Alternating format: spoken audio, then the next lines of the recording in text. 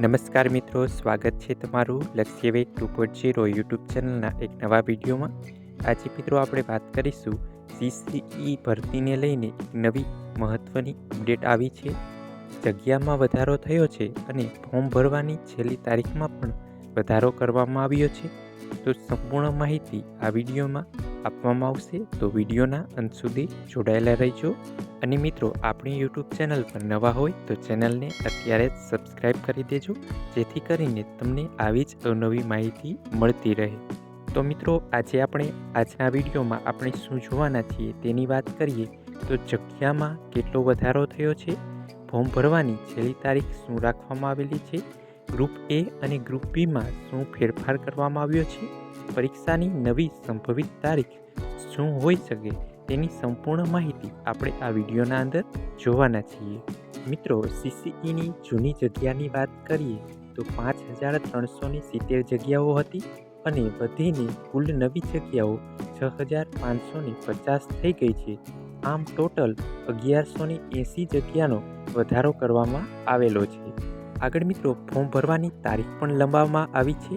તેની વાત કરીએ તો અંતિમ તારીખ 20 ફેબ્રુઆરી રાખવામાં આવેલી હતી, પરંતુ હવે નવી તારીખ 2 માર્ચ 2026 રાખવામાં આવી છે। તો તમે મિત્રો નવી તારીખ પહેલાં ફોર્મ અવશ્ય ભરી દેજો। હવે મિત્રો, આપણે જાણીશું કઈ પોસ્ટ પર કેટલી જગ્યાનો વધારો કરવામાં આવ્યો છે। તો ડેપો મેનેજર નાગરિક પુરવઠા નિગમની વાત કરીએ તો 42 જગ્યાઓ, મદદનીશ અધિક્ષક પાણી પુરવઠા વિભાગની વાત કરીએ તો 18 જગ્યાઓ, આસિસ્ટન્ટ મેનેજર અને જુનિયર સિનિયર આસિસ્ટન્ટની વાત કરીએ તેમાં પણ વધારો કરવામાં આવેલો છે। મિત્રો, ગ્રુપ એની હાલની જગ્યામાં કેટલો વધારો થયો તેની વાત કરીએ તો હેડ ક્લાર્કમાં 134 જગ્યાની બદલે 258 જગ્યા થઈ છે। સિનિયર ક્લાર્કની વાત કરીએ તો 503 જગ્યાની બદલે 635 જગ્યાઓ થઈ છે। અને મિત્રો, કલેક્ટર કચેરીના ક્લાર્ક રેવન્યુની જગ્યામાં કોઈ પણ ફેરફાર કરવામાં આવ્યો નથી। આમ મિત્રો, ગ્રુપ બીની જૂની જગ્યાઓ 3500 હતી તે નવી જગ્યાઓ વધીને 3860 થઈ ગઈ છે। આમ ગ્રુપ એ અને ગ્રુપ બીને મળીને કુલ 1180 જગ્યાનો વધારો કરવામાં આવેલો છે। હવે મિત્રો, આપણે જાણીશું કે પરીક્ષા ક્યારે યોજાશે। તો 2 માર્ચ ફોર્મ ભરવાની નવી છેલ્લી તારીખ રાખવામાં આવેલી છે, એટલા માટે 15 માર્ચ પરીક્ષા શક્ય નથી અને બોર્ડની પરીક્ષાઓ પછી આ પરીક્ષા એટલે કે એપ્રિલમાં સંભવિત સમય લેવામાં આવી શકે છે। તો મિત્રો, શું છેલ્લા સેમેસ્ટરના વિદ્યાર્થીઓ આમાં ફોર્મ ભરી શકે છે તેની વાત કરીએ તો હા, જો તમારું પરિણામ અથવા પ્રોવિઝનલ રિઝલ્ટ 2/3/2026 સુધીમાં આવી જાય છે તો તમે આમાં અરજી કરી શકો છો। અરજી કરતી વખતે ગ્રેજ્યુએશન તમારું પૂરું હોવું જરૂરી છે।